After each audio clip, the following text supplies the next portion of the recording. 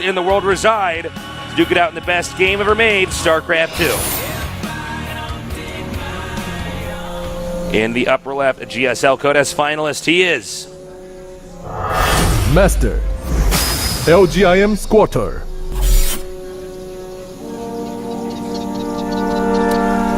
And his opponent in the bottom right, the only Terran in this group, he is Master Azubu SuperNova.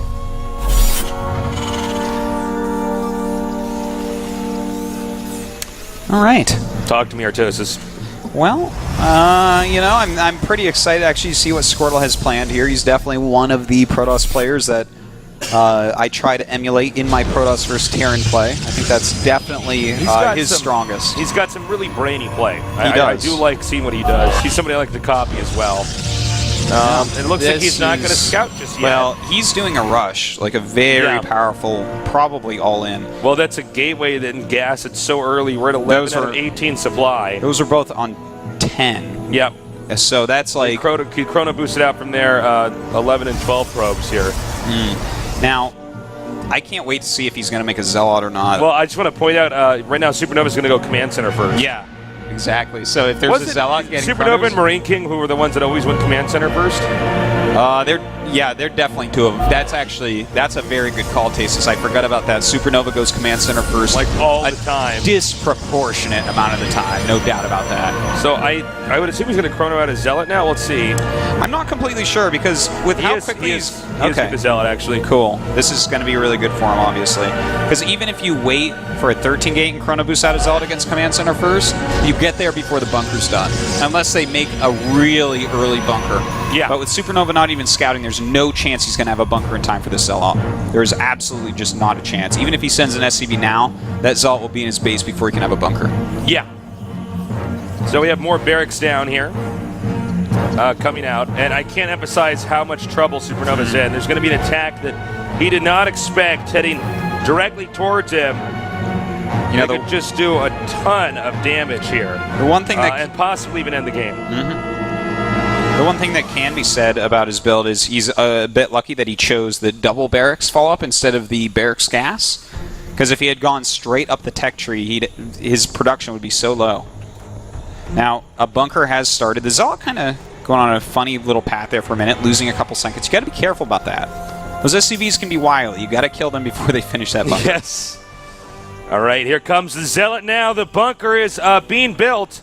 It is, what, 80% complete? Something like that, yep. And he's going to make it run. So, really nice control by Squirtle, by the way. Yeah, very good job catching that SCV. But of course, he should have been able to get it. Now, we do have SCVs coming as well as Marines, but the Mothership Core is here along with the Stalker. So, this is where he just gets to micro a whole lot. And that's perfect right there on the ramp. And this is already worthwhile. Like, he's already basically caught up to where he fell away from by getting such early buildings and using these Chrono boosts on these units. I like the targeting of the SCVs, by the way. Yeah. It's so awesome. Nice control here. You know, it's funny because when we did that off the record with Squirtle, he said he did not have the best unit control. Now we're watching him control his army, and it looks so good. Yeah. Practice makes perfect. That's very true. Okay, so he's killed 6 SCVs. This has already been, as I said, very worthwhile. He's in good shape. And, you know, I don't know how much more pressure he's actually going to be able to put on. But again, Supernova's a bit lucky that he didn't go quick gas, because he would have taken a lot more damage there, I think. And as you can see now, the Mothership Core, you see that's a really nice move there. He just comes in there, attacks the worker, makes it run out. That's making Supernova move his army around and try to defend everywhere. It's a pretty stressful situation here. And I do love how Squirtle handled this after the rush hit damage. He didn't overextend and try to kill him or end the game right then. Instead, he just went inside, harassed a little bit with the Mothership, and then he goes back, he expands, he starts to upgrade. It looks like Supernova is going to move out here. This is a pretty, I would say, dangerous move, considering that Stalkers are already on the map, and he can just kite them if he wants, you know? There's a lot of Stalkers, too. You know, the thing is, anytime that you open up a double barracks after Command Center first, you're going to Marine pressure, but I think there's some outstanding circumstances in this game which makes this not the best choice, but Well, after saying that, Tasteless, you know, I mean, the Stalkers are in the wrong place. They went around each other, actually. Yeah. This is actually really weird. Well, Okay. you know, he has a photon overcharge, so the thing is, they're just gonna walk by that. Oh Oh god! my god! Doing a nice amount of damage here. Actually taking out the sentry. Really nice force field there. Yeah, that actually saved him from the Marines going in his base, so that's nice. That was a force field, the ramp that was good, unlike the other one we saw in that other game. He only actually killed one probe there, but he got the mothership core and the sentry, and that's 200 gas. It's extremely annoying, and don't forget, of course, by rebuilding the mothership core, you have to stop probes. So it's almost like another probe as well, or maybe even a little bit more than that. So that was actually very effective for him. Very, very effective. The factory is almost complete now. And it looks like we are entering into this phase of the game here where things are starting to normalize. You know, Squirtle should be even more ahead if he had not somehow, those Stalkers were out of position. The Marines went past the Stalkers. It was kind of a weird, wonky situation. it was a weird one. You know, Squirtle was trying to just kind of posture on the map, and he barely missed the Marines coming. You know, his Stalkers were everywhere. It was like, you know, a couple trains passing in the night or something. Yeah, 2 ships passing the night, I believe is the term. Well, I think 2 trains passing the night. They go right by each other on the tracks. Artosis. they do. A lot of noise. With Yeah, that, a lot I of guess. noise. I think it's not that metaphor works. I actually get every metaphor a little bit wrong. You have before. It's pretty funny. All right, so Hopeless observer. Oh, no scan. Okay. But, okay, so looking at what's going on right now, he basically knows that Observer saw, I believe, everything he needed to. Yeah, he saw the engineering bay, he saw the timing of the reactor and the starport. So he knows what's coming at him, which is just the very standard aggression.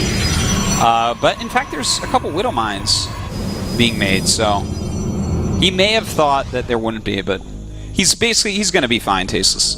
Squirtle's not in trouble right now. yeah, no, he's in okay shape right now.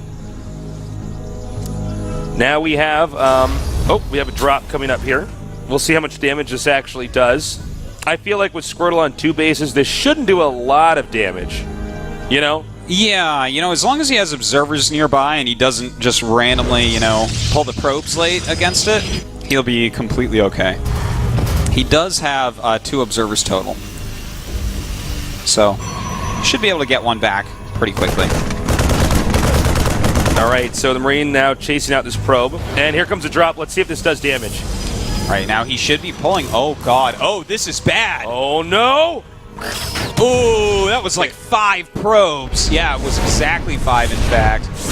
And it looks like he'll just get one with that. Yeah. So, you know, 1 probe, not the best, but the 5 probes is pretty fantastic, and he's losing a lot of mining time. And he's going to come up here in the front and attack the entrance while this army is protecting the main base. This was really a slow reaction by Squirtle. If he gets the Nexus here, that's huge. Yeah, if he gets a Nexus, that's almost just game. I'm surprised he didn't actually go for the Nexus there. I feel like he could have gotten that. Well, instead he's going to lose some units here, but you know, I got to say that he's killed 15 probes now, though. That's very good. That's very true. And this is where we're going to see SuperNova probably shine here because he's just really good. I feel like with the SuperNova, there's not as much creative stuff. He's just very good at controlling his army and attacking.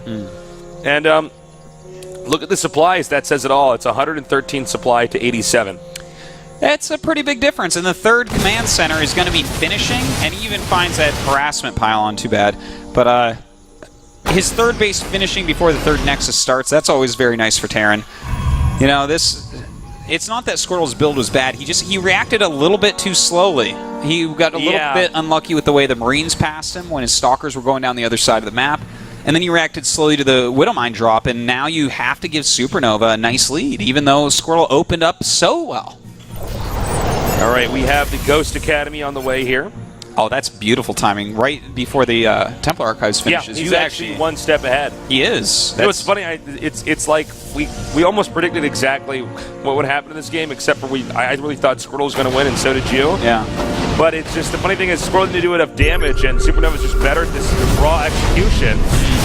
Look at this. He's going to get the robotics facility. That's always a big kill. Very annoying indeed.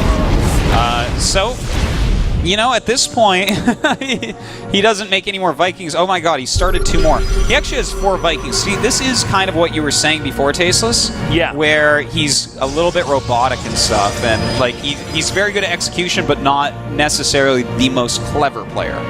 Because it's like the Terminator. He started Vikings 5 and 6 against a 1 Colossus into Psy Storm build. It's like the Terminator, man. Yeah. You know? Luckily, you canceled him, but yeah. So, we have the third base. This medevac flies around. Where's Sarah Connor? Sarah Connor. So, they're retreating now. Basically, Protoss is just behind in every way. And if Terran does everything right, he should just win in one big engagement. But Squirtle's pretty crafty, so you can't count him out just yet. You know, Squirtle does have a little window of opportunity here. The first ghosts have just popped out, and there isn't actually a Mobius reactor yet. So I don't think he has quite enough for EMP at the moment, which makes this... Well, actually, he's just about to have enough. So before any engagement happens, he will. So yeah, that's pretty painful, man. All right, this might be... I'm not going to say it is, but there's a high chance that Protoss cannot stop this. Because it's a bigger army. There's ghosts out that have a good amount of energy. Oh, wait, actually... What are these doing there? Whoa. Well, that was pretty good, but... Wow, that was actually... That turned out... Better than expected. Yeah, that turned out okay for Terran despite... And a good force field wall to cover his escape. So that was a pretty worthwhile thing that we just saw there. Unfortunately, this is a mistake. He morphed that and couldn't recall it out. Yeah. It was a little bit too far behind. Okay, so, Squirtle's basically stabilized now, especially as his next Colossus pops. Oh my god, he actually pulled all his workers. The SCV pulled. This is an all-in. If this is poker, it's a total all-in. We have. How about that? Yeah, that was really good. That was really good, right? He's pretty dead. The SCVs are not even in front. This is over. This game is over. But yeah, he has no more Psy Storms. He has basically he's pulled all his workers so that there's. If this attack didn't work, there's a high chance Protoss would win, but it did work. So as you can see, it's just blue overwhelming red right now. And we should, there it is, GG. Yeah, he hit him before he had enough splash damage to stop that. Against an SCV pull, you need ridiculous amounts of splash damage, like a lot of Psy Storms or a lot of Colossi, something like that. Psy Storm normally the choice, but he was out there in the middle with those units, and you need those High Templars defensively. I mean, they did good damage, but SuperNova was already planning an attack. He got the robotics facility. He managed to get to bait out the storms from the Templars.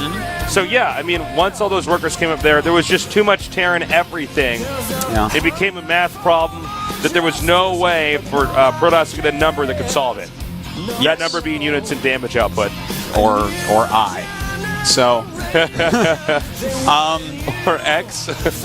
Well, I, the imaginary number. Like the little cursive-looking I that... Oh, I'm sorry. Okay. Like square root of -1 negative like to solve X or whatever. All right. All right. Well, we are done with our first 2 games. And it looks like our next game is going to be a Terran versus Protoss. Yeah. You know what? SuperNova has a chance against Parting, but I feel like Parting is going to show the other Protosses how to kill a Terran, because but we'll see. Parting's pretty invincible. He's gotten a lot better since being he was teammates with Squirtle. Now he's no longer. But I feel like he's gotten to a new level, so it'll be interesting to see how this next game turns out, and we're going to find out how that game turns out